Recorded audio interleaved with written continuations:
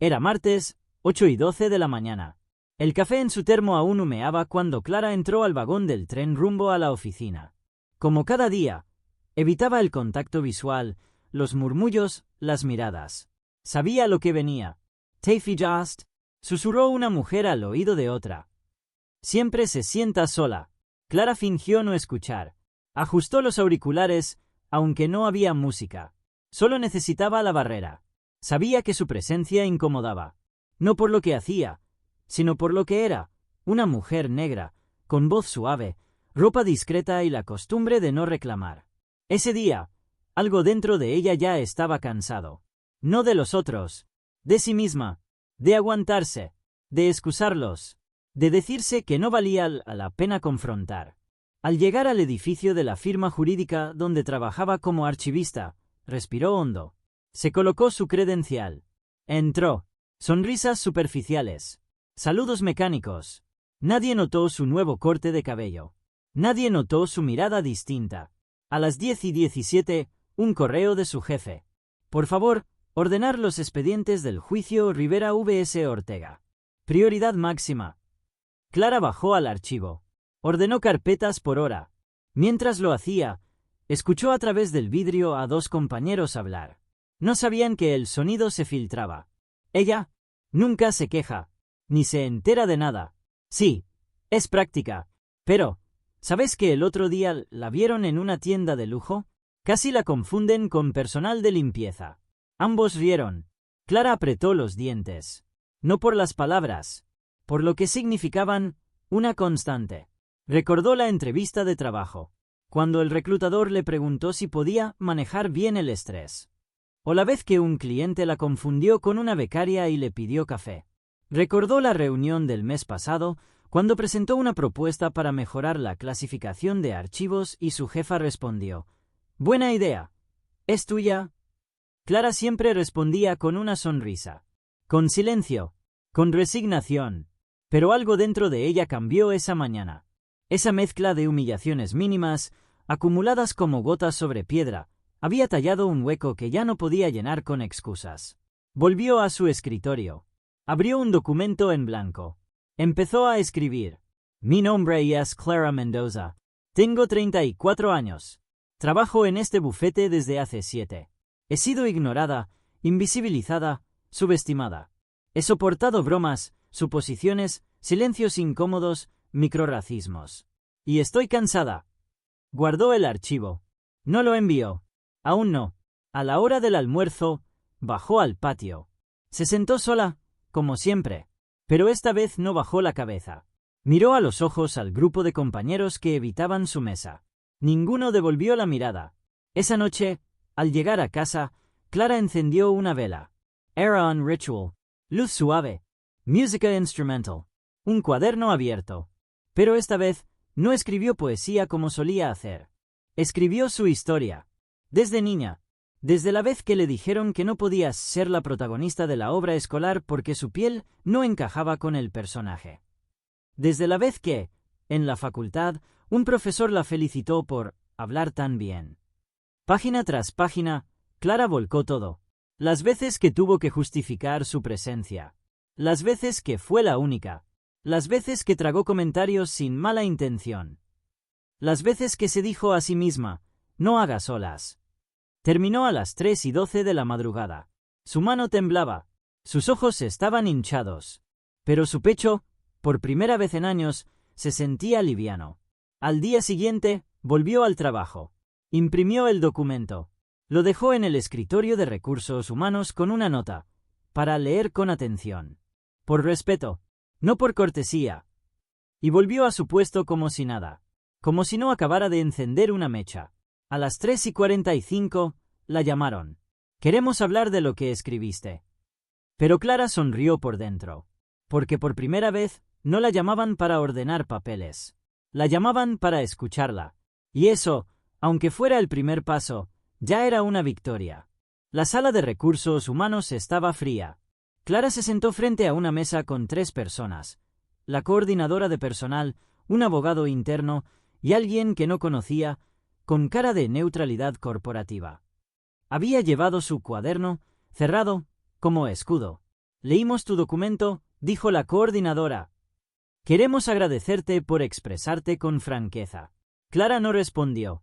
Sabía lo que venía. Sentimos mucho si te hicimos sentir excluida. Ahí estaba. El sí. Esa pequeña palabra que convierte el dolor en duda, que pone en cuestión la experiencia vivida. No fue un sí. Me hicieron sentirlo. Durante años. El abogado desvió la mirada. La tercera persona tomó nota. Queremos explorar formas de reparación, continuó la coordinadora. Estamos abiertos a propuestas. Clara suspiró. Sabía que no podía arreglar todo en una reunión. Pero también sabía que ese momento era crucial. Quiero que escuchen algo más, dijo, y abrió el cuaderno. Leyó en voz alta. No me duele solo lo que me dijeron. Me duele lo que no dijeron. Las veces que mis ideas fueron ignoradas. Las veces que me miraron con sospecha. Las veces que callé porque sabía que no me iban a defender. Silencio. Esto no se soluciona con un taller. Se soluciona con decisiones. Con cambios. Con memoria. La reunión terminó con promesas. Clara salió de la sala temblando, pero de pie.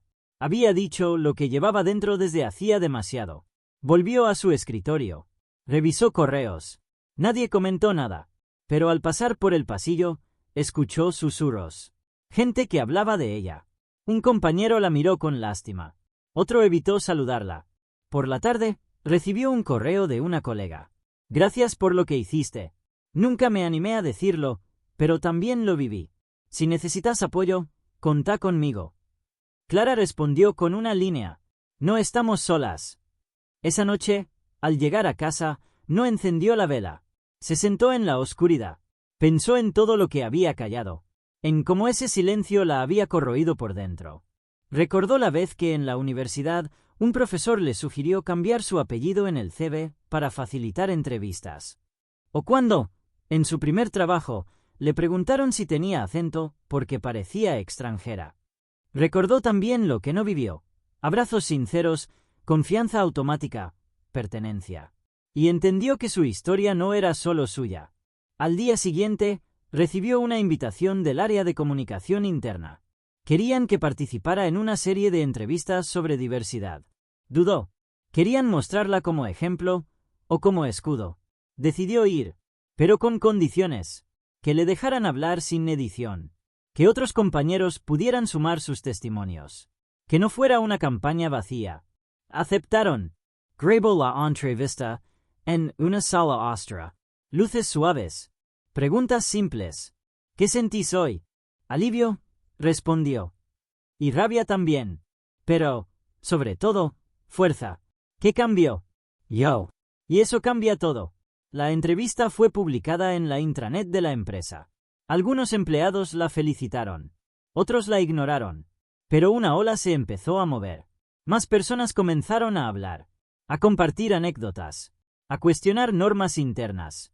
Clara se convirtió, sin buscarlo, en referente.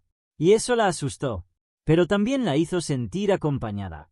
En su cuaderno escribió: el miedo no desaparece, pero ahora tiene sombra, y se da más coraje.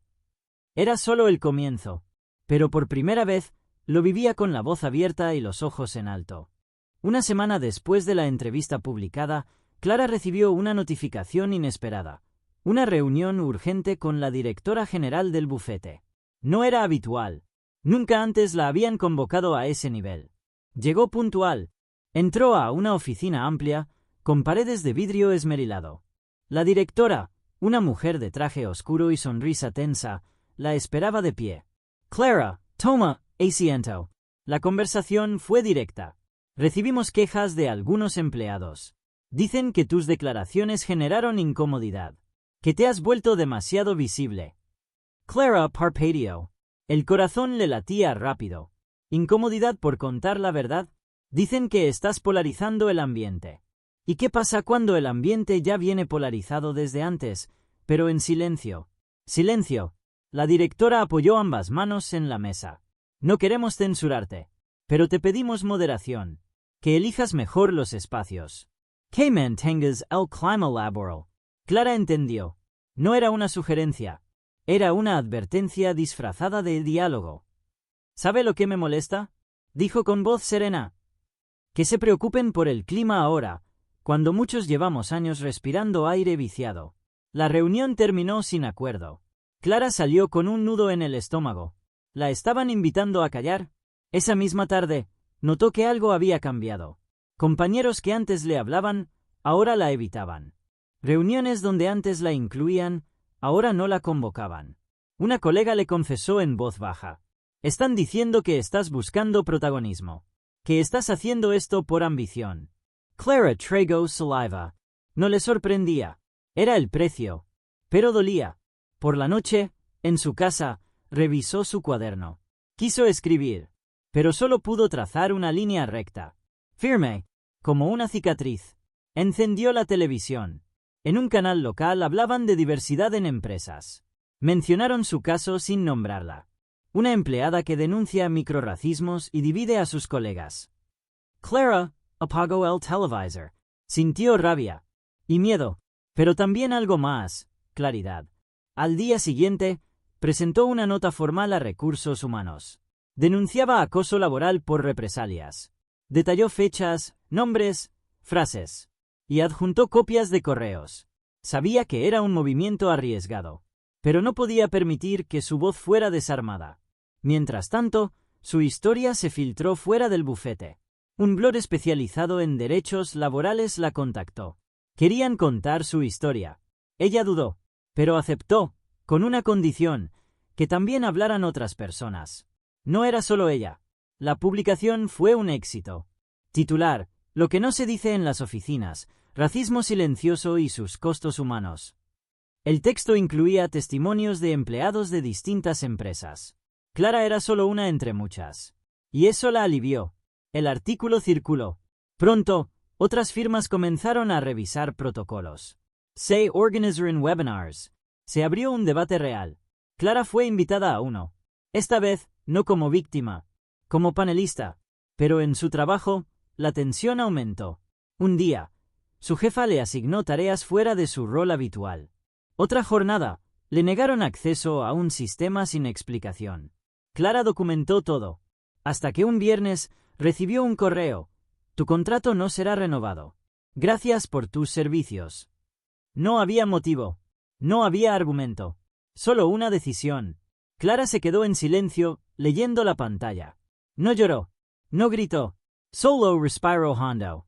Cerró la laptop. Y escribió. Me sacaron del edificio. Pero no de la conversación. Ese mismo día, compartió la noticia en sus redes. Fue directa. Fui despedida por hablar. Pero sigo hablando. Porque esto no es sobre mí. Es sobre todos los que todavía callan para conservar su silla. La reacción fue inmediata. Medios, colegas, incluso políticos comentaron. Una diputada propuso una ley para proteger a denunciantes de discriminación en el ámbito laboral.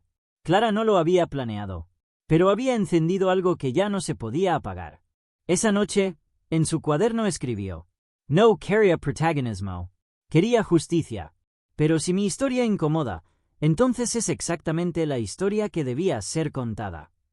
Y durmió, sabiendo que la grieta que había abierto era ya un camino para muchos otros. El correo de despido circuló en redes sociales en menos de 24 horas. Lo compartieron activistas, periodistas, sindicatos. El mensaje de Clara era claro: me echaron por hablar. Pero no me callan. Una ola de solidaridad se levantó.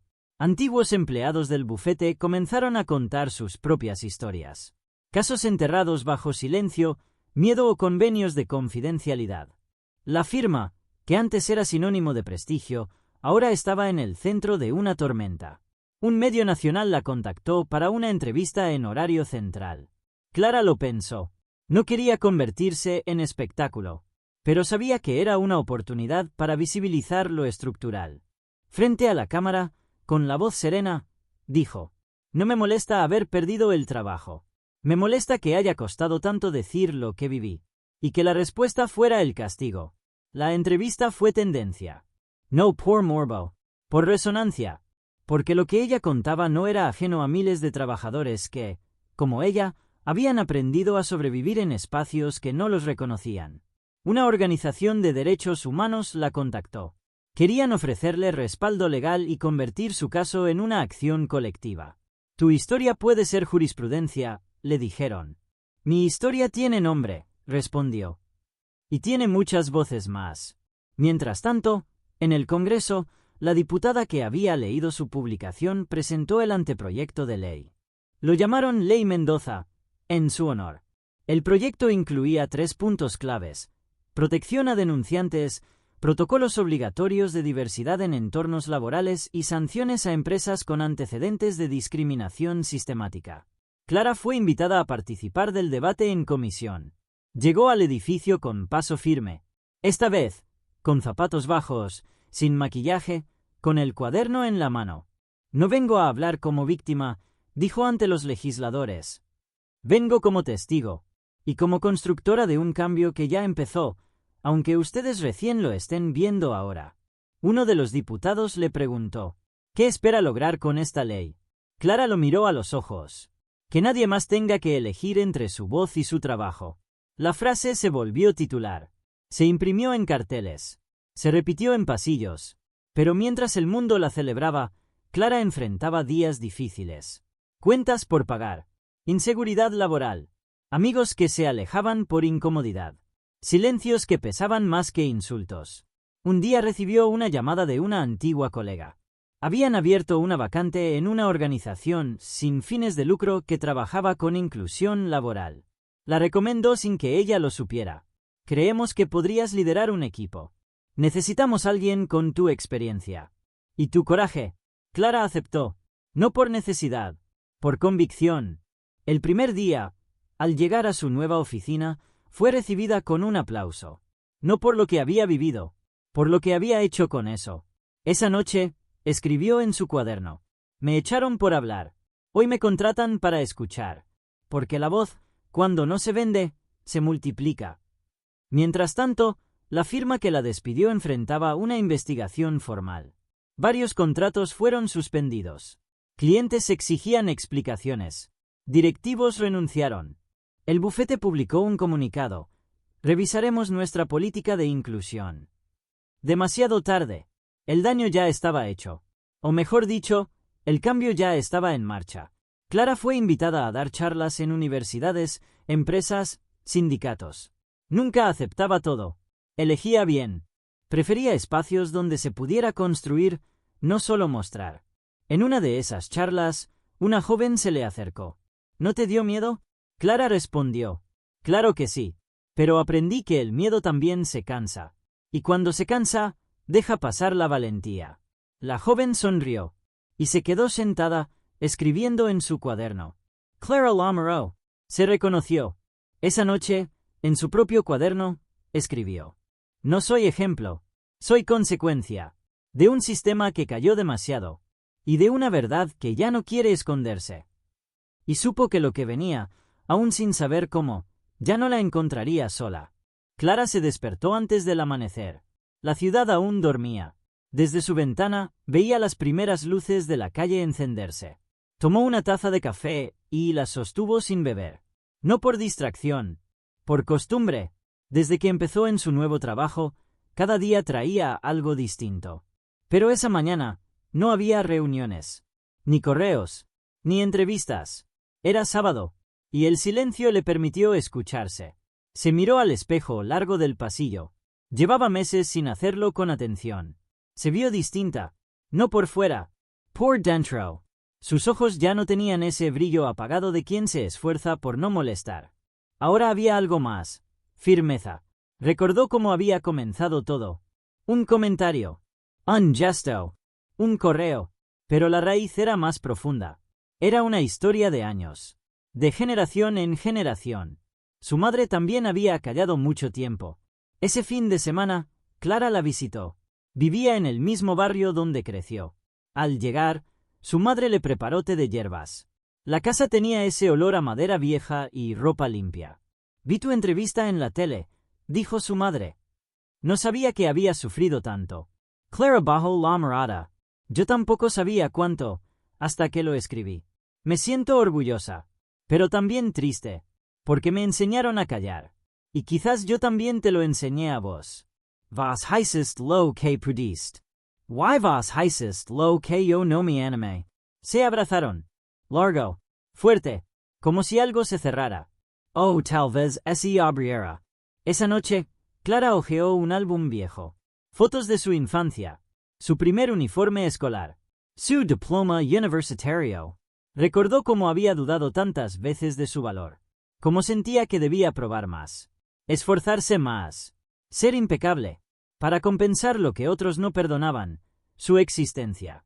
Pero ahora, había soltado esa mochila. Al día siguiente, se encontró con Lucía, su mejor amiga de la universidad. Fueron al parque. Sentadas bajo un árbol, Clara le confesó: estoy aprendiendo a no vivir a la defensiva. ¿Y cómo se hace? De a poco, aceptando que no tengo que explicarme todo el tiempo, que merezco estar sin justificar mi presencia. Lucía la abrazó. Siempre lo mereciste, solo que ahora lo sabes. Clara sonrió, y sintió que algo dentro se acomodaba. En el trabajo, el ambiente era distinto, diverso, imperfecto, pero abierto. Un día, un compañero cometió un comentario torpe. Ella lo miró, y en vez de callar, dijo: eso no está bien. Él se disculpó. Sincero. Y ahí entendió que el cambio no era solo en el sistema. Era también en ella. En su capacidad de hablar sin miedo. Comenzó a escribir un blog. Cuaderno de resistencia. Lo llamó. No era famoso. Pero cada semana recibía mensajes. De mujeres. De jóvenes.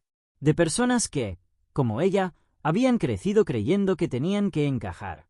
Que tenían que agradecer lo mínimo. Una tarde, recibió una carta. De una joven del norte del país. Decía: Ley tu historia. Y entendí que no tengo que seguir pidiendo permiso para existir. Clara lloró. No por dolor. Por alivio. Por conexión. En su diario escribió: las palabras que me rompieron ya no me definen. Ahora me nombro con mi voz. Y esa voz, aunque no gritara, ya resonaba en muchas otras. Era jueves por la tarde. El Congreso estaba colmado. En los pasillos, cámaras, cronistas, asesores. En la sala de audiencias, decenas de sillas ocupadas por activistas, empleados, docentes, estudiantes. El recinto iba a debatir, por primera vez, la Ley Mendoza. Clara estaba sentada en la segunda fila. No había pedido hablar. No quería figurar. Pero los organizadores la invitaron. No como símbolo. Como origen. Mientras esperaban el inicio, una mujer se acercó. De mediana edad, ojos firmes. Yo también fui despedida. Por pedir respeto. Gracias por abrir esta puerta. Clara le sonrió. Le sostuvo la mirada. Y por dentro, agradeció ese reconocimiento que no era fama, sino verdad compartida. El debate comenzó. Legisladores a favor, otros escépticos. Algunos mencionaban costos para las empresas. Otros hablaban de justicia postergada. Un diputado tomó la palabra. Esta ley busca proteger a quien se atreve a decir: basta. No podemos seguir premiando el silencio y castigando la verdad. En la sala, murmullos. Clara sintió un escalofrío. No por miedo, por esperanza. Horas después, tras argumentos, contrapuntos y aplausos, llegó la votación. Clara apretó las manos. Respiró hondo. Aprobada. Mayoría absoluta. El salón estalló en aplausos. Lágrimas. Abrazos. La ley establecía un marco para prevenir represalias por denuncias de discriminación en el ámbito laboral. Exigía protocolos de inclusión y otorgaba herramientas legales a quienes alzaran la voz. Clara no celebró con gritos. Solo cerró los ojos. Y pensó en la Clara de hace un año. La que dudaba, la que callaba, la que creía que debía soportar. Y entendió, esa mujer no había desaparecido. Solo había aprendido a decirse que merecía más. A la salida, periodistas se acercaron. Micrófonos. Cámaras. Clara, ¿qué significa esto para vos? Ella respondió con calma. Significa que ya no estamos solos. Que nuestras historias, cuando se cuentan, no solo duelen, también cambian cosas. Esa frase recorrió redes. No por espectacular, por real. Días después, Clara fue invitada a una universidad. Dio una clase abierta sobre derechos laborales y dignidad. Al final, una estudiante le preguntó: ¿Qué le dirías a alguien que todavía no se anima a hablar? Clara pensó. Y dijo, que su silencio no es cobardía. Es estrategia de supervivencia. Pero cuando esté lista, su voz va a encontrar eco. Y en su cuaderno escribió esa noche. No nací valiente. Me hice. Con cada injusticia, con cada no, con cada día que elegí no rendirme. El blog Cuaderno de Resistencia ya era leído por miles. Clara recibió una propuesta editorial. Querían convertirlo en libro. Ella dudó, pero aceptó. Cuando lo presentó, meses después, la sala estaba llena. Personas de todos los rincones. Nadie quería autógrafos. Querían escuchar. Clara tomó el micrófono, miró a todos, y dijo, yo no cambié el mundo, pero cambié el mío. Y eso, a veces, alcanza para empezar. Ese día, regaló un cuaderno a cada asistente. En la primera página, la misma frase. Escribí tu historia, porque si no la contas vos, la contarán otros. Y mal.